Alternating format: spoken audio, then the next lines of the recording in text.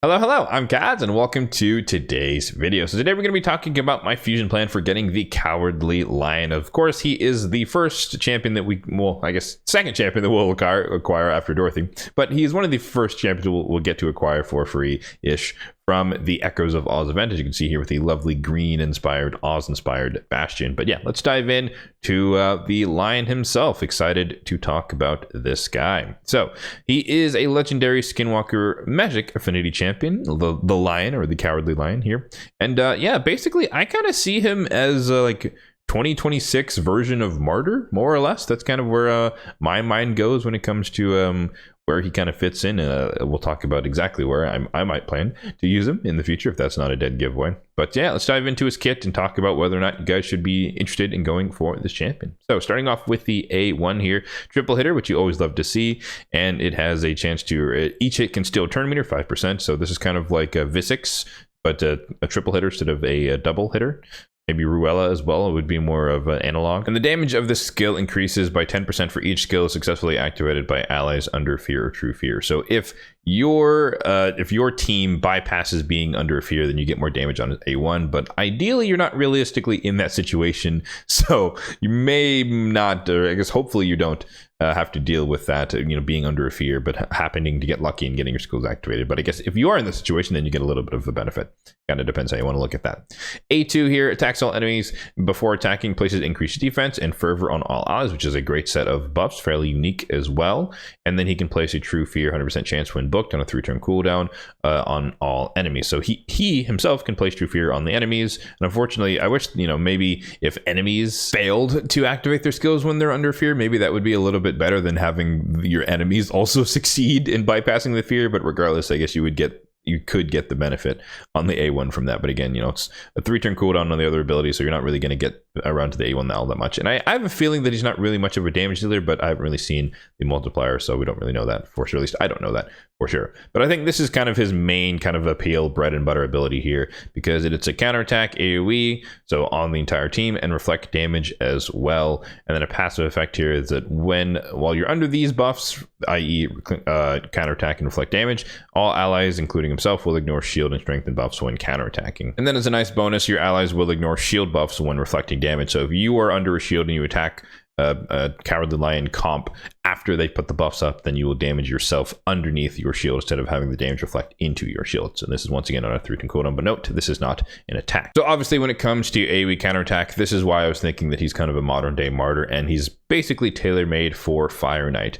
Unfortunately, he's more optimized for normal Fire Knight, but I still think that he can make usage of in a lot of teams or a lot of compositions when it comes to hard mode Fire Knight. He doesn't have the freeze on the A1, but it is a triple hitter compared with Martyr's, I think, single hitter, if I'm not mistaken.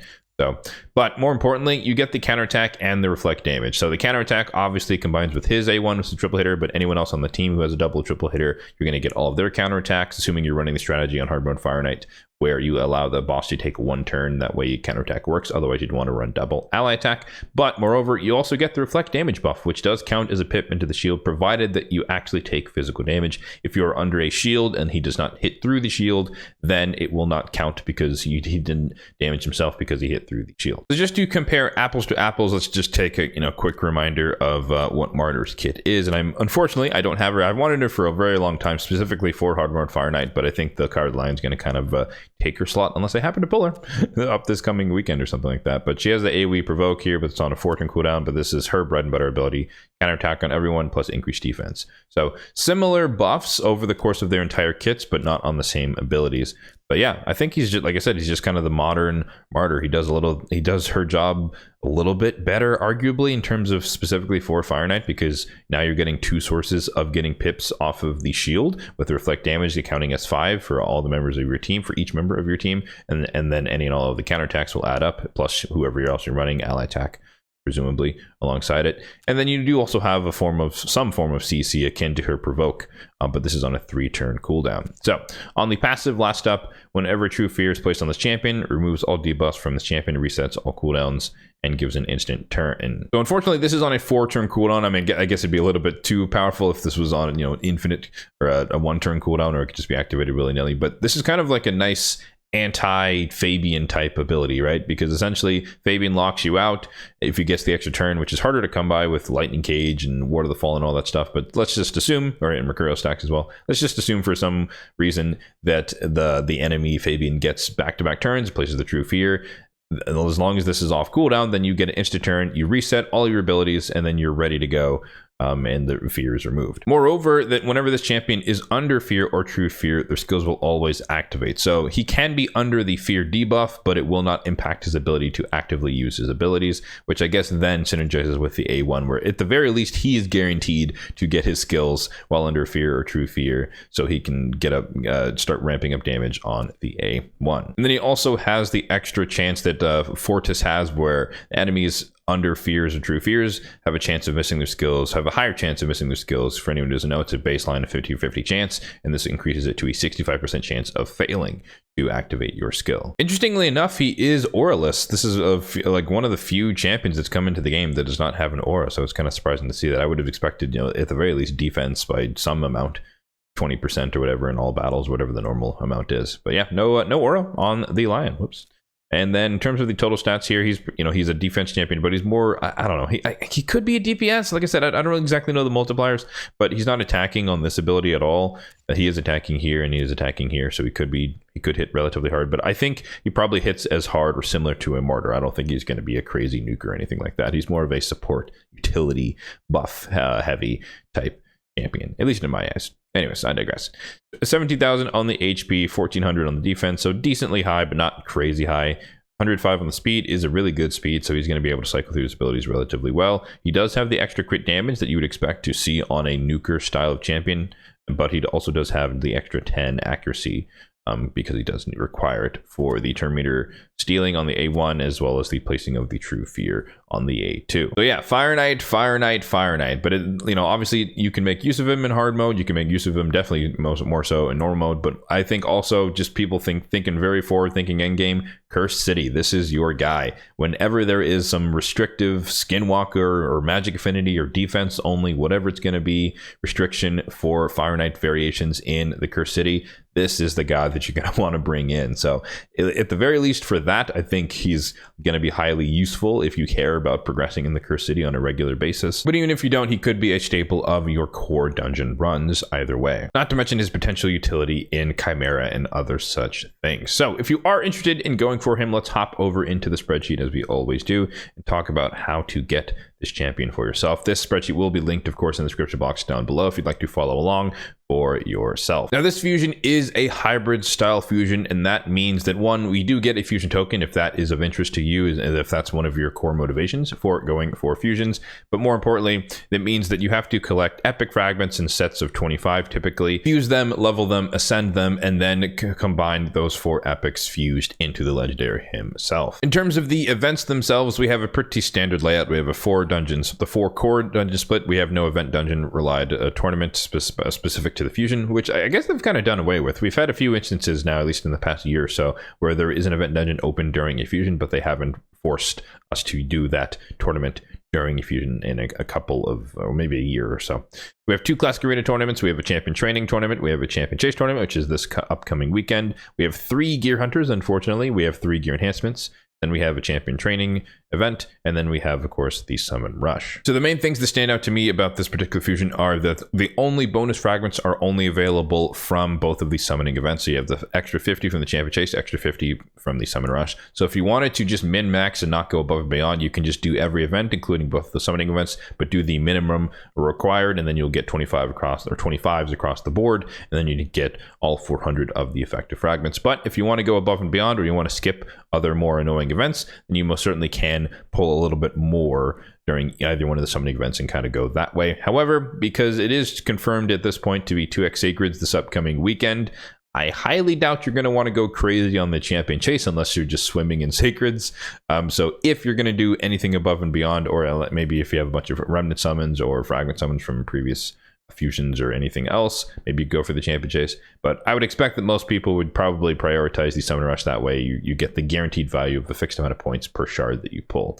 So consider that if you want to do it, it's going to be near the end, which is another thing to note about this particular fusion, is that the champion chase is right at the start. So we don't really get to take much of an advantage of having epics to fuse during the champion chase, because it's going to be relatively soon. Obviously you can finish dragon, potentially you could finish the gear enhancement. You may be able to finish Gear Hunters. Well, I guess you kind of have to finish it before the end of the champion chase.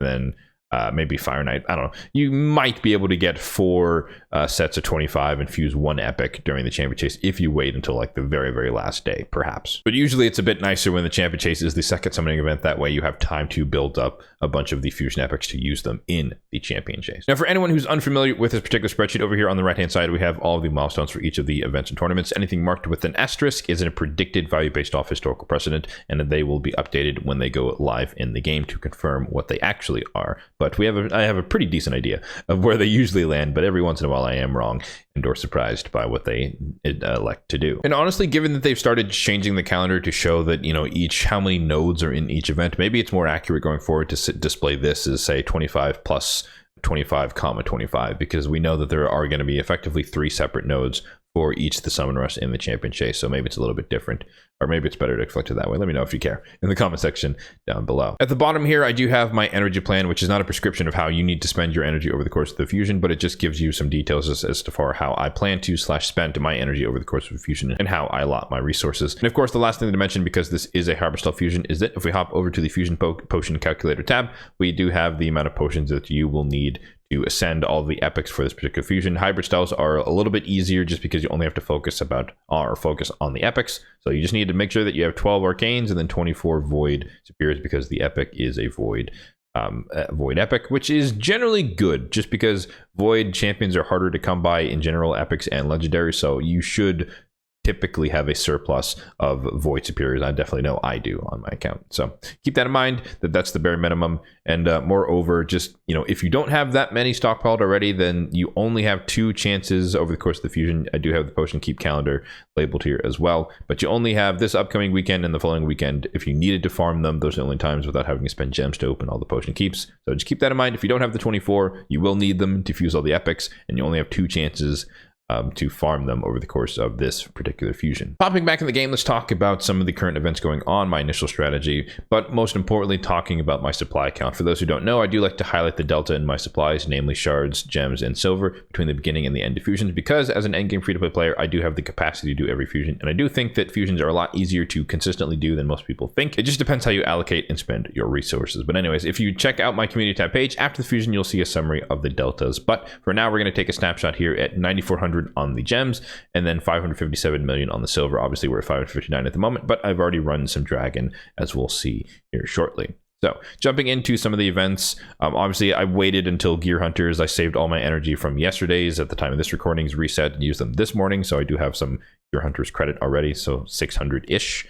I haven't started Gear Enhancement yet, but I do plan to do that, of course. I'm personally still working on the champion training aspect of the Adventure Deck of Fate. I do have a decent stockpile of energy ready to go to be used for that purpose, and my goal is basically to get out to, I think 13,000 was around where my math said I should be, and then I could do 30 immortals, so stay tuned for that later today when I do that. So Soul Stone summoning. So I do still plan to max out this Deck of Fate, but I'm going to try and max out or do as much champion training as possible, which is kind of coinciding a little bit because I know that Gear Hunters is typically not going to be possible to be done entirely just with the dungeon tournament. So that's why I wanted to wait until today to kind of go a little bit ham. So I'm going to be spending some gems for sure on some energy, as well as using my energy stockpiles to do as much champion training as is reasonable, and then switch over to focusing dragon, as I already have done with the daily accrual energy.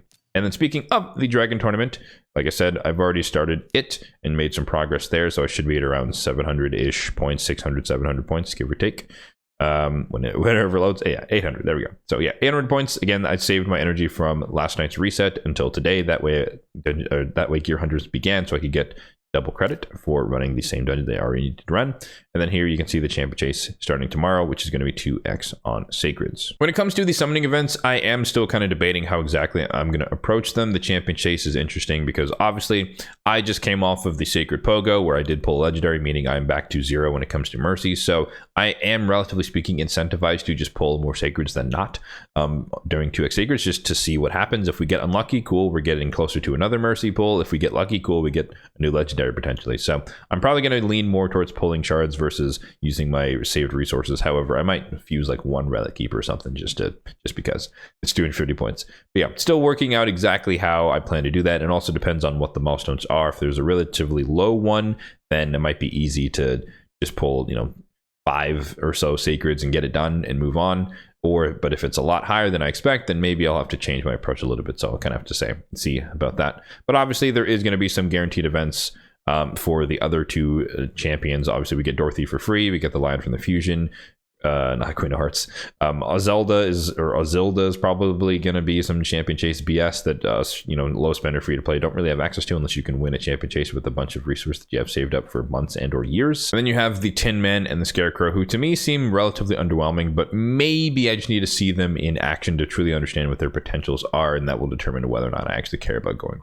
But regardless, I do also need to have enough sacreds and soulstones for both of those events, just in case I do actually want the champions. All right, so there you have it. That's going to do it for my fusion plan for getting the Cowardly Lion. Let me know in the comment section down below what your interest level in this champion is. Do you kind of see him as the 2026 Martyr / Fire Knight, new Fire Knight King, or do you think he's not as useful and you're going to change him for something else from one of these guys? I think, maybe Hagaba was probably more obvious for people to want to swap, but in case people held off on that one, or maybe they were farming their last token from her fusion, maybe now could be the time that you go for someone else. But I don't know. I think he's a pretty solid champion. I'd put him solidly in like the A tier. I didn't give him a grade earlier, but I definitely think he's an A tier champion, at least in terms of overall utility in all forms of Fire Knight, and maybe some other things I haven't really even thought about. So I think he's good, but again, let me know your thoughts on him in the comment section down below. As always, if you did find this video helpful, then be sure to hit the like button down below. It really does help out the channel, and feel free to hit that subscribe button down below as well, if and only if you're enjoying the content overall on this channel for more content just like this one in the future.